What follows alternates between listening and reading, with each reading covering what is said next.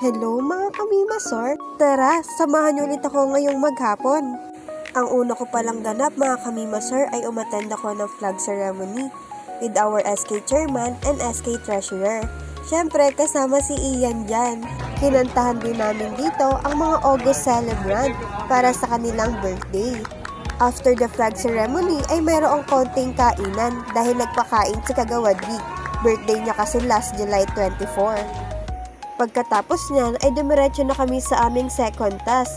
Dito naman ay bumabiyahe na kami patungo sa Tinaad, kung saan mamimigay kami ng candy sa mga daycare student.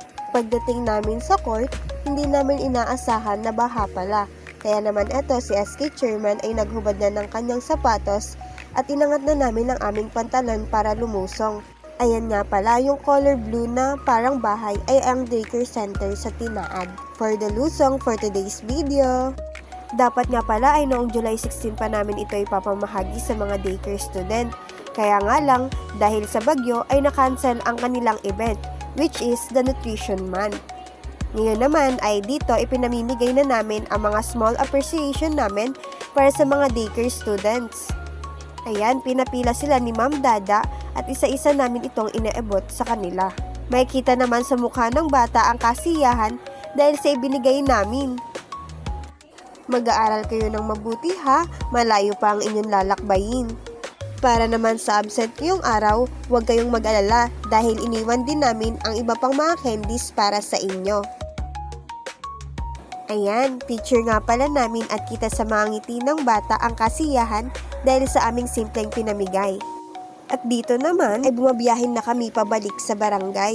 At dahil nalaman namin na tuloy na ang Nutrition Month Parade sa Friday, kaya naman ipinagpaliban na namin ang pamimigay para mas maging masaya ang mga bata sa darating na Biyernes.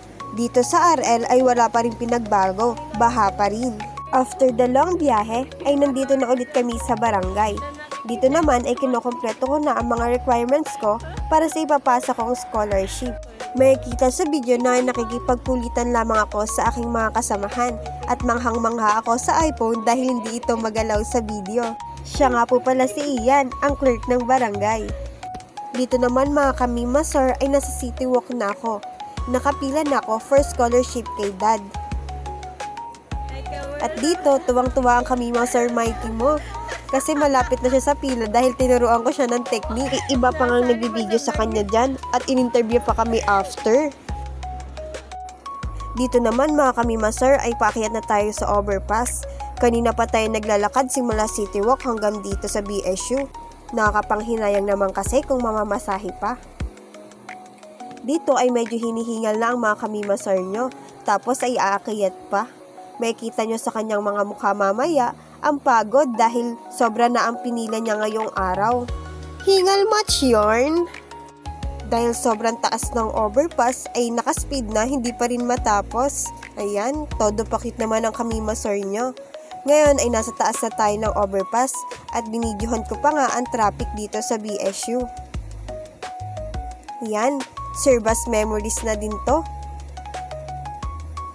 Pa-arty naman ng pa-arty ang mimasor nyo. Gumaganon-ganoon pa. Ngayon naman ay bababa tayo sa overpass. Kaya nga tayo nandito sa BSU ay dahil magpapapirma tayo ng COR. Bago na kasi ang portal at walang pirma ang registrar sa bagong COR. At dito pababa na nga tayo ng overpass at medyo hinihingal na nga ang kamimasor nyo. Na-exercise bigla eh. Lakad na lakad yarn. Hindi na yan nahiya pag nagbibideo sa labas.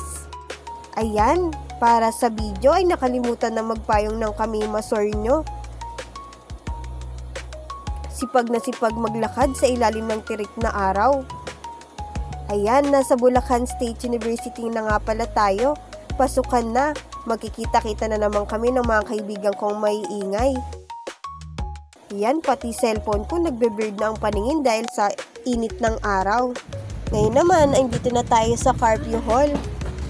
Nakakamiss naman dito. At medyo nadulas pa nga ako dahil sa sobrang linis ng tiles. Yan, medyo nakakatakot tignan, pero madami kaming memories sa hall na to. Lalo na kapag time ni Ma'am Lorena. And also, Sir Endo na aming Industrial Arts Prof.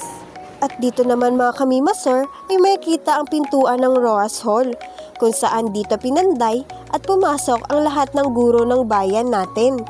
Ngayon naman ay nasa way na tayo papunta sa Registrar Office para papirmahan ang aking COR. Makikita sa video na sobra talaga ang init ng araw dahil ito ay bandang alauna ng hapon. Ayan, lakad-lakad-lakad!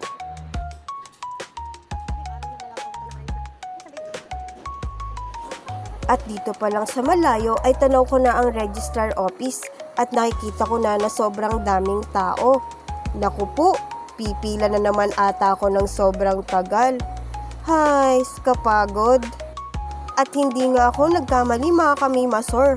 Pang 45 tayo sa pila. Diyos ko po, ang tagal.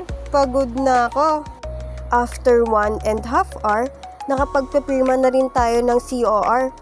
May bayad pala na 25 pesos each paper.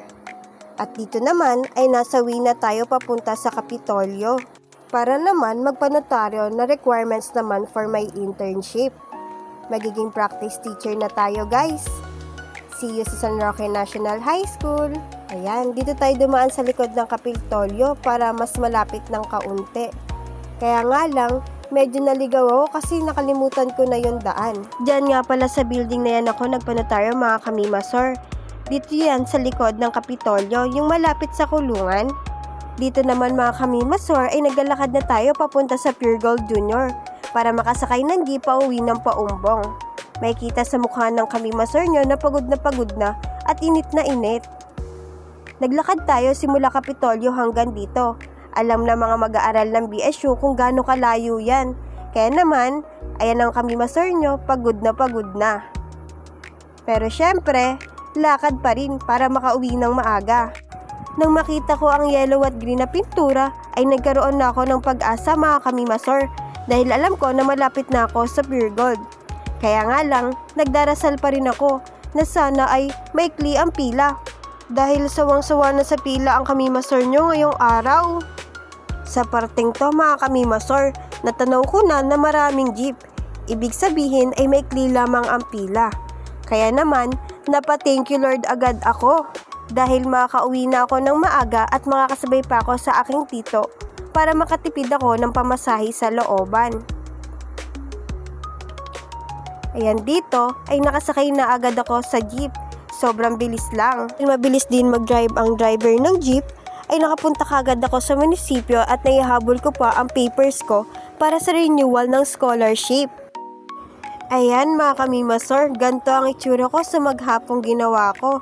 Medyo stressed na, medyo pagod, pero dito nakakangiti pa din. Nagjo-joke pa nga eh. Pero ayan mga kamimasor, nagpapasalamat ako kay Lord sa maghapong lakas na ibinigay sa akin. Hindi biro din yung mga nilakad ko. Kaya thank you Lord.